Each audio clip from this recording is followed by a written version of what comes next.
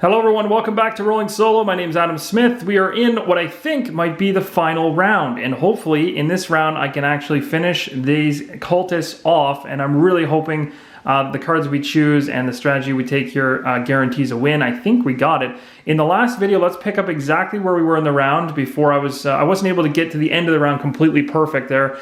But what actually, where we were essentially was the Craig card had taken damage, and we were not going to take that damage as we couldn't, otherwise we'd die by taking the 2. So I'm going to go ahead, I'm going to lose a card in order to negate that damage loss that we would have taken. So I'm going to actually choose this one to clear the way, as we don't need it for this scenario, and I don't think I want to get any XP more because I do not want to lose out on the battle goal card. So this is the one I choose to lose to negate the damage.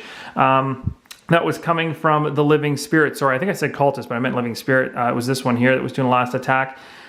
We have nothing to wane down. The one thing at the end of the round we always have to check is damage on the Cultists. The Cultists have to have an even amount, and anything that's in excess between the two gets healed automatically. So we have 12 here, and we have way too much on this one. So 2 is going to be healed off, and now they just have... all they really need is one normal hit. All we need to do is not get a null, right? And I mean, I'm really good at that, right? So we just need to get an attack on these guys, and we've got it. That's really all we need to do. So it might be worth our while to put as many attacks on as possible in case we do fail.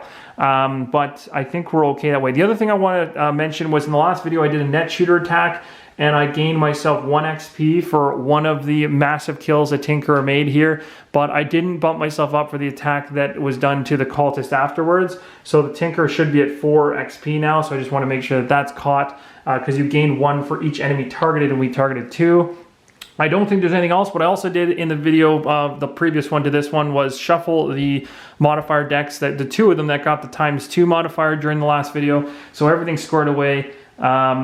Essentially at this point in time, we are just doing our end of round cleanup. So we really can do things like short rest, and we can do all that kind of stuff. I'm not going to short rest with a Craighart because he's got cards that he needs, I think, in order to complete this thing. Although it could be worth it if there's a heal in here. There is. It could be worth it to short rest. And you know what? I think I might. And the reason being is having more cards in my hand to handle whatever damage comes my way in case I don't end up going first is probably a more wise decision. So let's short rest with the Craighart. I know there's only 2 cards, so my shuffling here is really not going to do all that much. It kind of looks like, well, it just looks pathetic in general. So maybe what I'll do is I'll find a way. Let me think here. I'm going to, let's see. I have anything with 2 sides? No, I don't. Nah, I'll just take one here. I don't really remember which one's which anyway. So this one's the one that's going to go. And I'm not going to allow myself to do anything about it. So you're always allowed to do a short rest as long as you have 2 cards in your discard. Rest, just so you guys are aware, in case there's any confusion there. So we got 4 cards, and we're cleaned up. We're doing the end of round cleanup here. And then for the Tinkerer, no need to short rest, as he has lots of cards to choose from, can take damage many different ways and still survive. We also have to remember we have a couple volatile bombs and good things like that. Tinker's at full health, 11. The Craighart's at 2, probably needs to heal. So let's get into picking our cards and deciding how to survive this massacre. So first off, with the Craighart, we want to be able to just put a damage on him. So using any attacks possible are smart. So the best 2 in this combination is this. Reason being, we've got an attack here, we've got an attack here. The reason is that we'll be able to ensure that even if I null out or get a bad pull, I have 2 chances to put at least 1 damage on him, so that at the end of the round when we do our check, if the Cultists have more damage than their current hit point value, which is 13 in this scenario, we win. It's over. So let's do this. 35 is the Craighart's, and now we're going to go to the Tinkerer. The Tinkerer's over here. He needs something that can do 2 sets of damage. Now, it would be really cool if I was closer than I was, because I could have played this card here on the bottom for attack 5, guaranteeing me a pretty nasty attack, and then I could have done like another single attack on the top. So the harsh thing about this is that the Tinker is in a position where if he misses or messes up, then we're in trouble. So what we want to do to negate that is we're going to try to go as early as possible while also doing an attack. And what I'm going to do is try to choose, I'll try to choose a ranged attack, or a melee attack, sorry. And the reason for that is strategic. I'm going to use this one here, which I'm going to use for a 2 attack for melee. At least that's the plan. I'm hoping that's focusing there. And then what I'm going to end up doing is going to end up using the Jagged Sword on him. And the reason is if I do that, I put a wound token on the cultist that will give him a damage at the start of his initiation. So regardless of what happens if I get a really bad attack modifier card, the wound will still go through, and then when he activates, he gets the damage, and hopefully that's our saving grace to make sure that we actually are able to kill him off. So anyway, so we're going to go ahead and pick this card here. It's a 17, that'll help him go early. Might as well do a loot too and just be absolutely greedy and get some XP, as well as being able to pick up 2 coins. Might as well, right? Because this is likely the end of the round.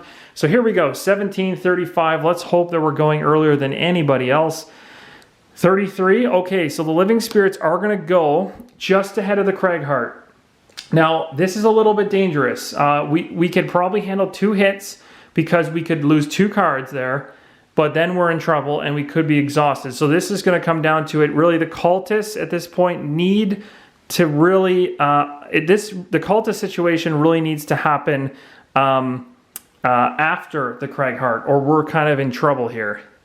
27, move and attack, not good. Okay, so this is dicey. We could be in some serious trouble here. Oh my goodness. What can we do? I don't think there's anything else. Shoot, there is nothing else I could have done in that situation. So we're going to have to see how this plays out, but it's looking dicey. Very, very dicey. We need an amazing stroke of fluky luck here in order for things to work out, especially... Oh, this is going to be crazy. I don't know, guys. I don't know what's going to happen here. So let's just get to it and hope for the best. So the Tinker is going to go ahead here. He's got a 17 and a 72. We're going to do our loot too. So we're going to lose this card, and it's going to give us both of the coins sitting beside him because he's greedy now. He's got 4 coins there. He also gains an XP, so he jumps up to 5. So that card's done. Now he's going to go ahead and oh, sorry, no, we can't do that. We gotta, what am I doing? We gotta attack. My goodness, I can't be that greedy that I just don't even bother to try to win. What am I thinking? Okay, so we're gonna go ahead and we're going to do the attack 2 hook gun move. So the pull won't occur, just so you guys are aware, because these guys are not allowed to be pulled out of a room or pass through a door. So I can't even have him on the door space. He has to just stay there. It says you can't pass through. Let me just read that to make sure. The prophet cannot enter or pass through doors. So yeah, I can't even be on this spot. I have to be where I'm sitting. So what we're going to do is do our attack. It's from range 3. We've got that covered. So we're going to go ahead and do it. Now the other thing I was planning on doing this turn. Oh, that's right. I was planning on doing the Jagged Sword attack. What am I talking about? So let's do our move first. And then we're going to move. So we're going to go 1, 2. Would allow us to pick this coin up. So we did get 1 coin. Then we're going to attack with a regular attack 2, and we're going to also use our Jagged Sword. So this is going to just ensure that we get a decent attack. It's not disadvantaged because we're doing it for a regular attack. It's a 0. So we do get 2 damage on the number 2 cultist, and he's going to be wounded. So that's nice. We've got a guaranteed extra wound, even though it's probably overkill at this point. And that's it. That's the end of the Tinker's turn. Now things get ugly. So this is where it really comes down to the wire in terms of what the Cragheart can handle, because the Cragheart needs to stay alive in order to help me win this. Otherwise, we're screwed. So here we go. This is going to be wild. We've got the cultists are going first in this situation. So the first cultist to go will be this one right here. He doesn't need to move because he's already adjacent to me. He's just going to attack me. Do I have anything that will stop this? No, I do not. So I'm kind of in a little bit of trouble. Let me just see here. I'm just going to do a quick check on my character damage here because I know there's... yeah, I'm definitely going to be in for it here, guys. This is going to be quite the tight finish. I hope you guys are kind of sitting there just losing it because this is not going to be pleasant. So when we go ahead and stuff for damage, you can do, as always, you can knock your tracker down, which we know, and we can also choose to lose 1 from your hand, so we can handle 2 hits. And we can also handle a really, really small hit. So hopefully one of them is the cultist, and we can do this. So cultist, you cannot be a big hit. You gotta do something pathetic. His attack is a 2, and his card states that he doesn't get any bonus. So we really, really need to see a -1 here. Please give me a -1. 0. Okay, that's not exactly what we wanted. So that's going to force the Cragheart to have to lose a card because I can't take that damage. So we're going to have to go ahead and discard a card. Not that it matters in this case, because I think it's going to come down to a toss-up. And now the cultists are done except for this guy. So this guy over here, it's the start of his turn. He's got a wound token on him. He takes another damage. That's the way that those wounds work. So he's drastically got enough damage to kill him at this point. This cultist is going to attack me. He is adjacent, so he's going to make a regular attack against me. -2, so it ends up being nothing. That's what we needed on the Cragheart, guys. That is not what we needed on the Tinker. Now we move to the Living Spirits, okay? And this is, oh, they're -1. Hey, that's going to help us a little. So they're going to move, and they're going to attack, and they're going to target all enemies in range. So in this situation, we have 2 Living Spirits, which are side by side, and we're going to have to make a choice as to kind of how this is going to play out. But we don't have much choice, actually. I'm lying to you. We have no choice. We have 2... spirit here, a spirit here, and a spirit here. So let's do this in order. So this one's the first. He's adjacent to me. He's making a ranged attack, and he certainly doesn't want to be adjacent to me when he makes that ranged attack. So the rules state he moves back 1 in order to make a clean ranged attack. It's going to be an attack -1. He's got a 3. And so we're going to do it. It's a 2, and we got to hope, guys. We got to hope we can get one of these down to 1. Okay, wait. Is that... Do we do it? Do we do it? Please? 3, 2, 1. Yes. Okay, we did it. So we got it down to 1. Oh my gosh, we might actually survive. This is insane. So we have 3 attack. Let me make sure I'm doing this right. Takeaway 1 is 2. Takeaway 1 is 1. That's only 1 damage. I can take that 1 damage. Oh my gosh. I might have actually... That alone might save me. Okay, now we're going to go over to this guy. He's going to take a shot at the Tinker. He is within range at 3. He's going to take his shot, and it's not disadvantaged. It's coming at the Tinker. ×2. Oh my goodness, that's a heavy hit. So that's going to be an attack of 6 coming at the Tinker. So the Tinker will take the damage rather than losing a card here. So he's going to go down to 5, which is a pretty insane hit. That, guys, on the Cragheart would have been devastating. Like, absolutely devastating. So now we're going to move to this guy. So this guy here is going to make his next attack, and he's going to do the exact same thing that this guy did. He's got the movement keyword, he's going to attack, and he's got range. So he's going to move back 1 space to become, to ensure he's not disadvantaged. He's going to take that shot at the Cragheart, -1 with the 3, so it's a 2 going into it. Let's see what happens. Oh, wow. So there we go, that's a 4. We have 1 last card from our Cragheart's hand that we can discard to negate that damage, and so that damage doesn't occur. And this is where things get exciting, because we've now covered all 3 of the Living Spirits. We've done all the Living Spirit turns. We've done the Tinker turn first, the Cultist turn, and we've done the Living Spirits, and now we finally get to do the Cragheart, who's sitting right next to the Cultist. And man, he has 2 chances to put just 1 damage on him is all he needs to do. So let's go ahead and do our massive attack 3. And let's see what happens. It is a regular attack. It's not ranged. He is beside him. We're going to hit him for as hard as we possibly can. Let's see if we take the win. We got it. We got the damage, guys. So no null there, thank goodness. So 2 damage goes on to Cultist number 1, which puts him up to 14. We're way over the hump at this point. And then the leaf element's going to bump up to the full limit. We're going to go ahead. We'll do a move 2. And because we're over now, because we have 5, 6, 7, 8, 9, 10. Sorry, I'm doing the math wrong there. We have 10 underneath, and then we have 1, 2. We have 15 on number 2 for damage, and we have 14 on this Cultist. So we are now in the clear. So I'm not going to use this for my attack anymore. I'm going to move 2. I'm going to be greedy. I'm going to take that last coin. We're going to add this to the Cragheart's pile, and we're going to call it a game, guys. That is the end. We have done it. The Cultists have been eliminated. Both of them are dead at the exact same time at the end of the round. In the first try, we got this thing done. That's really, really awesome. So what a tough one. That was fun. Geez, I can tell you right now, when we got that -1 from the first Cultist attack, that literally saved us. Like, look at how absolutely insanely close this was. No cards to get rid of. I don't have 2 cards in my discard pile to get rid of in order to negate any more damage. I had nothing else here that would have helped me. Like, I was down to really just relying on the monster modifier deck to save me, and it did. Thank goodness. So, wow. Okay, so let's read the rules to make sure everything's fine here. So it does say here in the rules, Let's find the spot. If one of the cultists has damage equal to or greater than its hit points, it only dies at the end of the round, which is right now.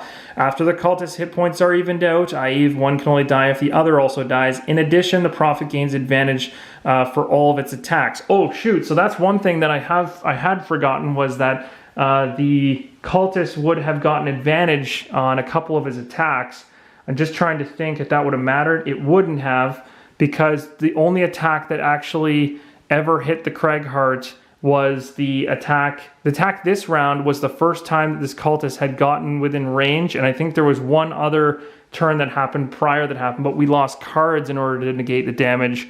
So I think we're okay there. And then if I remember correctly, for the one up there, he's been over here, and this was the first round I moved the Tinker this close to hit him. So the advantage wouldn't have done anything, being that we have tons of cards in his hand and stuff. So just so you guys are aware, even though that sounds like I kind of bent the rules, I did forget about the fact that the cultist had advantage, but I always had range. In this case, the Craighart was always here or here. When the cultist was over here, sorry, the living spirit was here and the cultist was here. So the cultist never actually had the ability to attack for a majority of the game until the very last couple hits. And those hits actually ended up not being crucial in the end, because when they did hit, I lost cards for them, which negates any value of damage that you get. So even though I kind of messed up technically on that rule, we are still in the clear, thank goodness. So that's essentially it, guys. Let's read the conclusion to this craziness. So the conclusion to this Skewed perspective scenario: the prophet grunts as you strike her one last time. A look of confusion crosses her face. A mistake, she whispers. I thought I understood. Your path, it opens up before you, but this path for me is closed. She falls over, and as she lands, 2 hallways and 2 rooms snap back into focus and instantly merge together, forming but a single hall, a single room, and a single corpse of a white-robed orchid on the ground. With the prophet dead, you return to Ashtooth in the ruined temple as planned. The orchids display little emotion as you relate what took place in the keep. They simply nod their heads and offer reserved thanks. This is good, Ashtooth says. We had doubts the plan would succeed, but now the prophet's followers will disperse and return home, and you will once again have your freedom. Ashtooth leads you through another set of winding, forking paths until you arrive at an archway leading into the open air. Ahead you see a number of small ships moored to a pier. We must stay behind to see the rest of our plan through, Ashtooth says, but you should go and take a ship and be free. As you go to leave, Ashtooth holds out a talisman to you. Take this, he says, with it you will always be welcome among my people. They are but a short journey from where we are. The Quattrels are further south along the coast, and the one who sold you, I suspect, he is heading back toward the western continent. Rewards.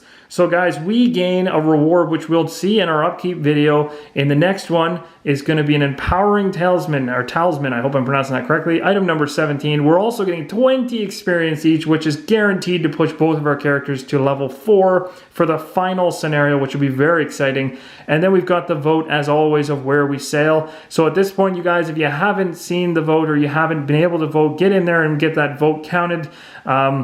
But from what I understand, I believe at this particular time that the road event is already up, as I'm a little bit delayed here with this particular scenario, so I do apologize. But hey, at the end of the day, we were able to get through this thing. So this was super, super exciting. I'd heard people say they had some trouble with this one, and it was very tough.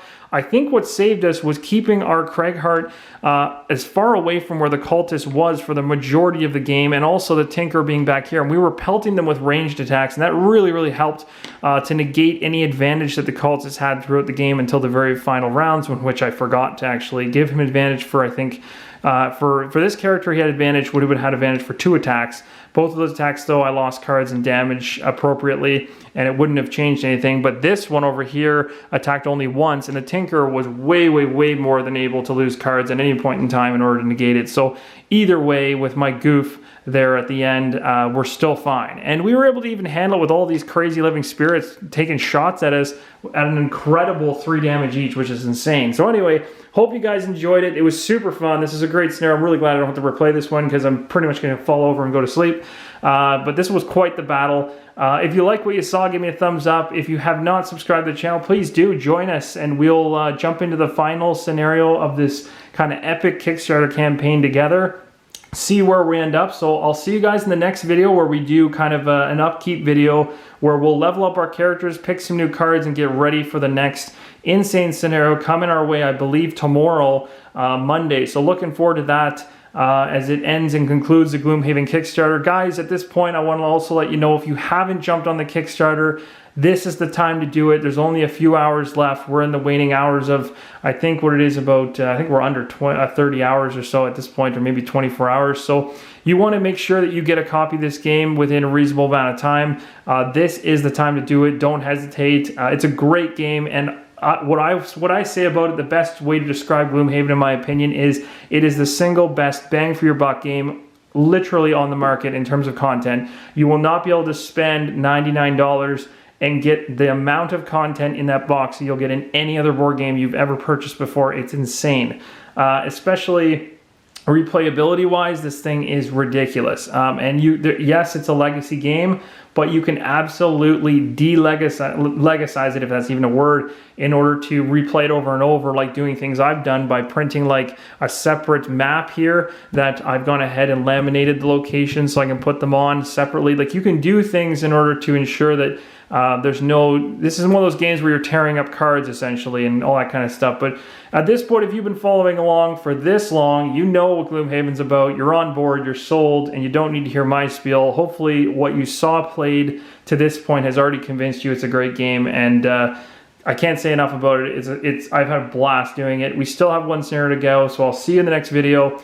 Thanks again, guys, for watching, and until next time, keep rolling solo.